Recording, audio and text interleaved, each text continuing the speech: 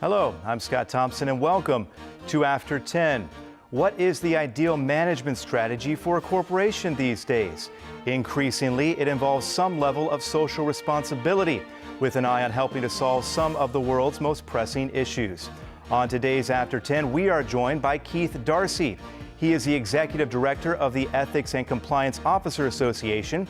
He'll tell us more about the paradigm shift and what more can be done to encourage it. The Ethics and Compliance Officer Association is composed of specialists in the field of corporate ethical management. Keith Darcy, Executive Director of the Ethics and Compliance Officer Association, came to Seoul to participate in the Global CSR Conference 2013.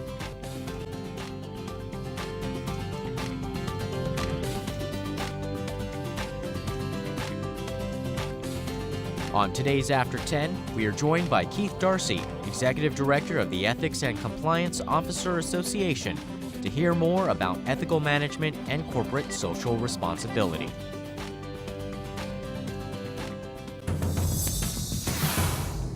Mr. Darcy, thank you very much for coming on the show. A pleasure to be here, Scott. Thank you. Now, you are the Executive Director of the Ethics and Compliance Officer Association. Correct. Introduce us to the organization, if you would. So we are a 22-year-old nonprofit organization that is a membership organization for ethics and compliance executives, the largest of our kind in the world. And tell us what that means. So we represent people who have the titles of Chief Ethics Officer, Chief Compliance Officer, or Business Conduct Leaders for their organizations. Their jobs are to help the organization mitigate certain risks in the organization, but also to promote cultures of integrity.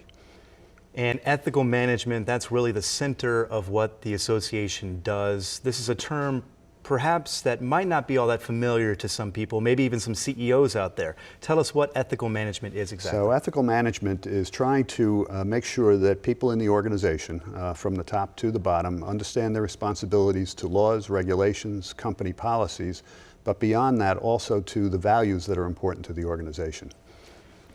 So I guess the question would be then, ethical management, these social responsibilities that a corporation might have, a corporation might ask, why are these important for me to follow through on? So the starting point is looking at risk assessments, and from which we get risk mitigations. And so the law, the regulations, company policies, we can put in place a series of measures that help us eliminate or reduce the possibilities of those risks. But the dialogue begins to shift. There's a continuum here, and that's how do you build an ethical organization? How do you build a socially responsible organization?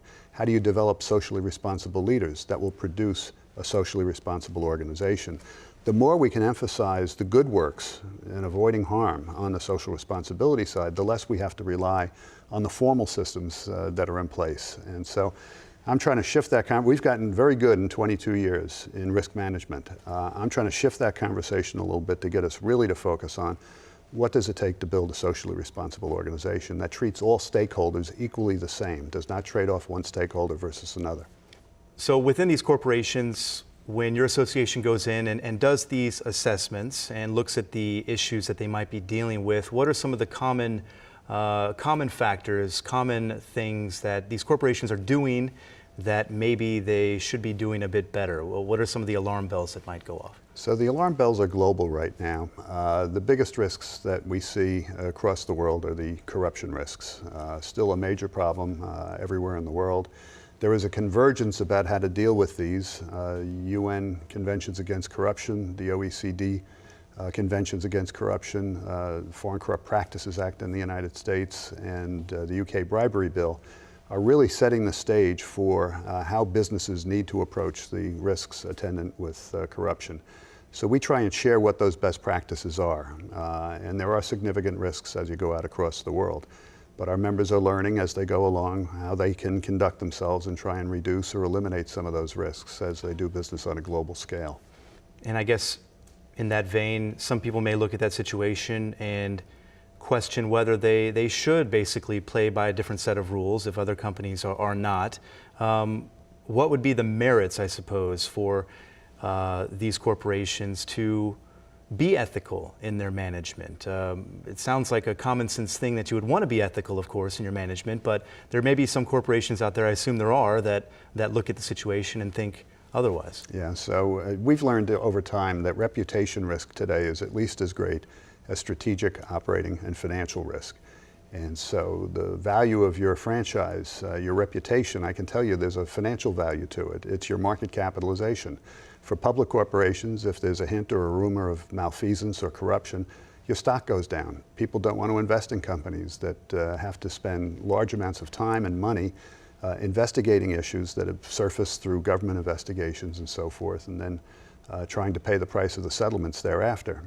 So really trying to protect your brand, your reputation on a global basis has negative consequences if you don't, and certainly has positive consequences for those corporations that do have good risk mitigations and do practice social responsibilities, because it shows up in high employee morale, low turnover, customer loyalty as you go through it, ability to access the financial markets on a much better basis. Typically, it gives you brand differentiation from your competitors, and financial performance. I mean, there's a whole set of outcomes by practicing the right way, doing the right business behaviors out there, than those who don't. And we've got many companies out there that clearly we could point to who have gone out of business or have suffered severe financial consequences when they haven't done the right things or put in enough investment into their organizations to protect them against the kind of risks that exist out there. Could you give us an idea of one of those examples, exactly kind of how that process played out? Sure. On the negative side, some of the easy examples are Enron, WorldCom, and Lehman Brothers in the United States. Enron was the 7th largest company in the United States, and it never had a down quarter in its financial history. On October 16th, 2001, they announced a $3 billion earnings restatement, and in 5 weeks they disappeared from the face of the earth. $63 billion in market capitalization was annihilated. WorldCom, 6 months later, announced an $11 billion earnings restatement, $173 billion bankruptcy, the largest in history in just a few years afterwards. Lehman Brothers then eclipsed all of them in September of 2008, a $593 billion bankruptcy, and all because they didn't have the right practices in place in their organizations. On the plus side, there's some positive examples. Starbucks would be one out of the United States where clearly Schultz is living the message. I think for a long time he knew it was good for the brand, but in the last several years I think he's gotten a deeper sense of what that means to the organization, that that is who they are, that's what they stand for, and so embedding the values in that organization. Here in Korea we've observed companies like Yuhan Kimberly, which went out of its way some years back for the reforestation of Korea, that earned a tremendous reputation for its social responsibilities. More recently, POSCO, the big electric company and generating company, is doing a tremendous job, world-class programs internally and the way they approach and face the market. So we're seeing more and more companies understand the benefits of it, and certainly we can see the financial ruin of many companies who don't. Have you seen, I guess you say you have seen a change over the past 22 years in how corporations view this. What do you attribute that change in stance, I suppose, to? Yeah, so I think the latest factor, the driver, started with the financial crisis in 2008, 2009. And clearly the outcome from that was horrific. It was catastrophic. 20 million people lost their jobs. $22 trillion in global equities were lost during that period of time, and governments everywhere around the world were alarmed. Capitalism almost died in September of 2008. People have no idea how close we came to having something beyond the Great Depression of the 1930s. So it was a horrific period of time, but more recently, there's a new driver. You know, we've got a fragile and very uneven economic recovery since 2008, but more recently, I think the new driver is Generation Y. This is a generation that are transformation agents. These are people who want to transform the world. They're revolutionaries. They talk with their thumbs. There's a whole generation that talks with their thumbs. And when they get hold of an issue, it goes viral. And because of this public nature of it, because of the essence of transparency that social media and mobile technologies brings to the world today, all of our dark secrets and decisions that have been made in the back office of organizations are being made public. There are no secrets anymore. There's no place to hide. And that sense of transparency is changing the world faster than anybody can imagine. And so we're going to see more and more of this acceleration, velocity of change take place. I believe that capitalism is on the cusp of an extreme makeover. We have known in the markets for an extended period of time there's a flight to integrity. If there's an issue of malfeasance in an organization, stock prices go down. But right now I also see a a sense of not just integrity, but meaning. There is a real sense that people want to work with, work for, buy products from companies that stand for something, that have a sense of values that they want to contribute to the world. And so this is being driven by Gen Y, and we're going to see where this goes, but they are very clear that they want to change the world. They do not accept the world the way it is, and so I think that change is going to happen very quickly. You're confident change is going to happen very quickly. However, of course, change can be painful at times. Yes. What are some of the challenges, I suppose, for a particular corporation? Let's say that corporation wants to change and they want to clean up their act. However, I imagine it's not quite that easy. What are some of the challenges in doing so? Sure. So many companies, many good companies, unfortunately fall victim to scandals. Bad things can happen to good companies. Someone once observed not too many years ago, world-renowned experts, that 4% of the people in the world are sociopaths, people who have no conscience. And so as I tell my members, 4% of your people potentially have no conscience. Maybe 5% of the people are people who will never do anything wrong in their lives for fear that they might burn for all eternity in hell, which means there's an ethical bell curve in organizations. And so 91% of the people in organizational life probably are looking for some help, some assistance, some direction, some place to know that there's guidance and resources within the organization they can turn to when they feel conflicted about business decisions. And that's where our members come in. They serve as that resource internally. We serve as that resource to our members, for sure. But they are the moral agents of their firms, and so they're responding to those changes. Any company can find itself embroiled in a scandal. All it takes is a rogue employee or somebody who goes off the farm briefly, and the next thing you know, the whole organization is in turmoil and trying to deal with the investigations and the distractions. But most of them learn from that. Many of our members have been embroiled in very big scandals, but they come and they learn from one another what we need to do to improve and to embed a system of values in our organizations and make decisions from that. So this is the reality of the world that we live in. The world is not perfect. I've always said about ethics is about progress, not perfection. And as long as we're getting better at what we do, learning from our mistakes, migrating to better decisions, avoiding worse decisions, not perfect decisions, then I note progress. And I can tell you, I've sitting in this organization for 22 years, we can see measurable progress over 22 years. I can see the seeds of further progress 20 years from now on the anti-corruption front. It's not going to happen overnight. But 20 years from now, between some of the promulgations that have been made and transparency, I expect that we're going to see some profound changes in the way nations of the world work together to eliminate issues of malfeasance and corruption. Fact is, we're seeing that level of cooperation. No one of us as individuals, no one corporation, and no one country can solve the ills of the world. It takes collective action and practical partnerships, and we're seeing a lot more of that take place. A world coming together, wanting to work together to make the future better and brighter for all of us. I suppose in that ideal situation, what does it look like 20 years from now in terms of corruption? I mean, obviously it's not a realistic goal to say it's going to be wiped out completely, but what does it look like? Yeah, I've always said out of my banking career that wherever there is money, there's the potential for corruption. And wherever there is a lot of money, it's the potential for a lot of corruption. And I'm not naive to think that corruption will ever be eliminated. I do not believe it will. But I think it will be prosecuted. I think it will be seen more readily. If you take a look today, we have apps to report corruption. We have websites to report corruption. We have microbloggers that write about it, and we have people walking around with little handheld devices taking pictures of it. So this world is becoming transparent. And I've always said, in an age of information, there are no secrets. There's no place to hide in the world. And there are none anymore. The world is perfectly transparent. Will become increasingly so in the next few years because of Gen Y.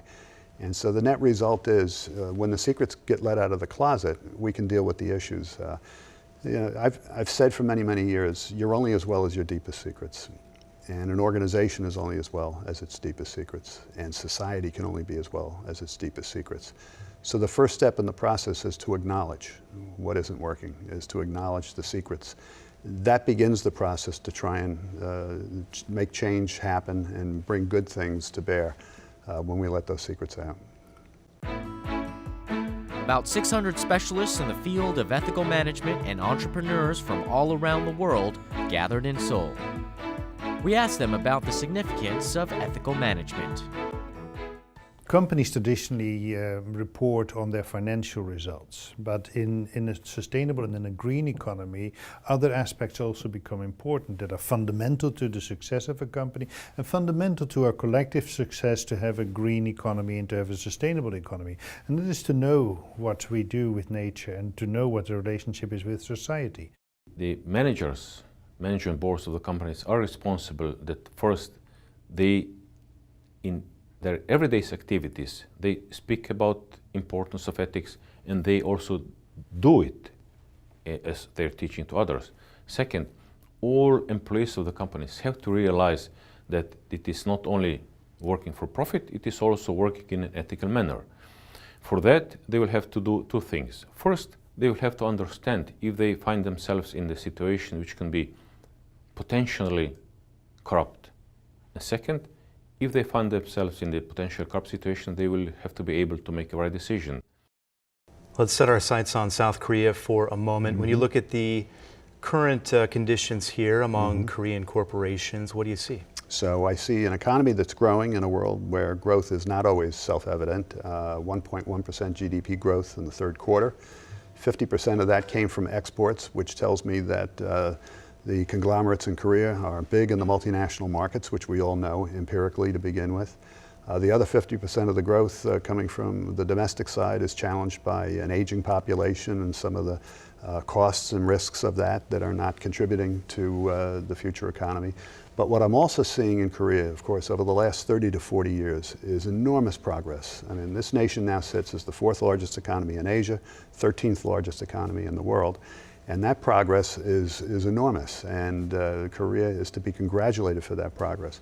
What I'm now seeing on issues of corporate governance, ethics, compliance issues, is over the last 3 or 4 years, a shift, sometimes reluctantly, but a shift nonetheless, where several years ago, 4 years ago, the banking and insurance companies were required by law to have compliance executives. They were not required before. They may have had it, but they were not required. A year and a half ago, the law changed and now requires large cap companies in Korea to have ethics and compliance executives. And I'm beginning to see people be put in place in the large corporations. Some who are still struggling to get enough support to build their programs successfully, but others like POSCO and others, Samsung, who are really becoming world class at what they do. And so we're seeing that process of change take place here in Korea. The reality is Korea's a multinational business, Korea Inc. It operates all over the world, 200 countries around the world. And they have to conform to the global standards that are now converging. And it's very clear what those standards are. The anti-corruption standards are now globalized, absolute and unequivocal. The promotion and promulgation of ethics and compliance programs internally in organizations became adopted by the OECD Good Practice Guidance on March 3rd, 2010. And 45 signatories, including Korea, have said we will promote the development of ethics and compliance programs in the corporations in our markets. And so we're seeing more and more of this shift take place. Korea is taking its place with the rest of the world. An acceleration, but of course there's always room for improvement. Yep. When you look at the landscape here, what do you think needs to be done to improve ethical management in Korea? Yeah, I'd like to see more and more Korean companies visit with our members and share best practices, learn from our members as we go forward. What I see in the large corporations is most of them are moving in that direction. We have actually received a delegation for 20 years from the Korean Management Association to our annual conference, and annually 20 to 30 executives come over and take away their learnings from our members in the US based on our 22-year experience. And now I'm beginning to see the Korean companies come and present to our members about what they're doing, which is a reflection of the kind of progress that they're experiencing there. So it's very exciting. And that's Korea. As far as the rest of Asia, do you see a movement in the same direction? Yeah, so one of the great success stories emerging right now among emerging market nations is the Philippines. And in the Philippines, many years history of corruption. More recently, President Aquino ran on an anti-corruption platform, a one-term, 6-year presidency. He was elected. He's now in his entering his 4th year. His very first presidential act was to indict his predecessor, Mrs. Arroyo. Second thing that happened was the Senate impeach the Chief Justice of the Supreme Court. The third thing he did was to appoint a whistleblower on military corruption to a very high-level appointment on an accounting board that oversees issues of corruption in Korea. And since then, many more things have taken place. The net result is their number on the Transparency International Index of Corrupt Countries fell 45 points, and it's going to continue to fall next year. Capital formation is flowing into Korea because people now trust the markets have integrity. They have, for the first time, received investment-grade ratings from the rating agencies on a global basis, and their economy is growing at 7.9%. It's one of the fastest-growing economies in Southeast Asia. This, to me, tells me as evidence that if you have the right leadership at the top, who takes the tough stand and sticks by it, that you can transform countries that have long histories of corruption. And they are the leader within the ASEAN group of countries that are also trying to promulgate similar things. So whether it's Vietnam or Malaysia or Myanmar or wherever, all of them are trying to improve their internal systems to attract capital into the countries to have growth and development. And that's why Korea needs to stay the course, because they need to be able to bring in capital formation. They need to open up their markets to outside competitors in ways that sometimes haven't been there in the past. I see them going in that direction. You certainly sound very optimistic, I think, about the future. I think it's safe to say, as Executive Director of the Ethics and Compliance Officer Association, what are your goals moving forward? Yeah, so I think in 22 years we've gotten very good at managing risk and learning how to manage risk and mitigate against it. I'm beginning to introduce the conversation about social responsibility. What does it take to build a socially responsible company? How do we develop socially responsible leaders who view all stakeholders equally and make their values present to all of them? Many years ago, I had the privilege of meeting with and working with, for a period of time, Mr. Kaku, K-A-K-U, who was chairman and chief executive of Canon, the Japanese camera company. And he was an enlightened leader in so many ways. He wrote a piece for the Harvard Business Review called Keiosei, Living and Working Together for the Common Good. He understood that to create excellence, he had to be a socially responsible, enlightened company. And he led a marvelous transformation of Canon into just a world-class company and financially successful beyond words. And in many ways, he's a role model. He's since passed away and so forth. But to see the vision that he had of what it takes to create excellence. And we've learned that enduring great companies are built on a foundation of values. There's plenty of research and empirical evidence to support that. So more and more, we've got to get our companies to rely on the front end, exercising their social responsibilities. So hopefully, we don't have to rely as much on the back end on the enforcement of laws and regulations and company policies to get people to do what they know is the right thing to do. Certainly important issues to keep in mind. Clearly a paradigm shift occurring in the corporate sector there. We appreciate you coming by and sharing your insights today. Thank you very much. My pleasure, Scott. Thanks. And thank you, as always, for watching. We'll see you next time, After 10.